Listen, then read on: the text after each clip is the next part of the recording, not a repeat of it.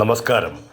ബഹിരാകാശത്തേക്കുള്ള ലോകത്തെ ഏറ്റവും വലിയ റോക്കറ്റായ സ്റ്റാർഷിപ്പ് ഇന്നലെ വൈകുന്നേരം പറന്നുയർന്നതിൻ്റെ വിസ്മയ കാഴ്ച.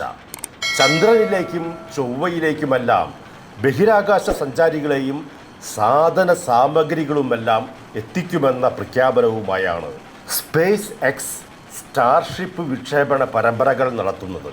ഇന്നലെ വൈകുന്നേരം ടെക്സസിലെ ബൊക്കചീക്കയിലെ വിക്ഷേപണത്തറയിൽ നിന്നാണ് 5000 ടൺ തൂക്കമുള്ള സ്റ്റാർഷിപ്പ് വിക്ഷേപിച്ചത്.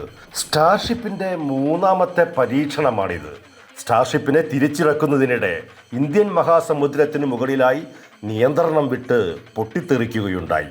എങ്കിലും വിക്ഷേപണവും പരീക്ഷണവുമെല്ലാം വിജയകരം ആണെന്നാണ് സ്പേസ് എക്സും ഉടമയായ ലോകകോടീശ്വരൻ ഇലോൺ മസ്കും അവകാശപ്പെട്ടത്.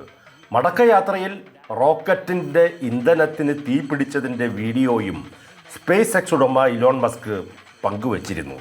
ചന്ദ്രനിൽ കോടീശ്വരന്മാർക്ക് സുഖവാസ കോളനി ആരംഭിക്കുമെന്നാണ് ലോക കോടീശ്വരനായ ഇലോൺ മസ്കിൻ്റെ അവകാശവാദം.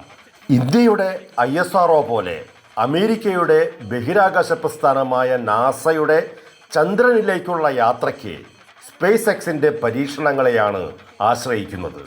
ഒറ്റ തവണ 100 പേരെയും 150 ടൺ വരെ ഭാരമുള്ള സാധന സാമഗ്രികളെയും ബഹിരാകാശത്തേക്ക് എത്തിക്കാൻ സ്പേസ് ഷിപ്പിന് ശേഷിയുണ്ടെന്നാണ് ഇലോൺ മസ്കിൻ്റെ അവകാശവാദം. സ്റ്റാർഷിപ്പ് വിക്ഷേപണത്തിൻ്റെ ദൃശ്യങ്ങൾ കാണുക അതിഗംഭീരം തന്നെ. സ്റ്റാർഷിപ്പിൻ്റെ വിക്ഷേപണത്തിന് മുന്നോടിയായി ഇലോൺ മസ്കും സ്പേസ് എക്സും പങ്കുവച്ച വീഡിയോയാണ് ഇത്. ചന്ദ്രനിലും ചൊവ്വയിലും പോയി ആഡംബരപൂർണമായി ആർത്തുല്ലസിക്കാൻ കോടീശ്വരന്മാർക്ക് ഇനി സീറ്റ് ബുക്ക് ചെയ്യാവുന്നതേയുള്ളൂ.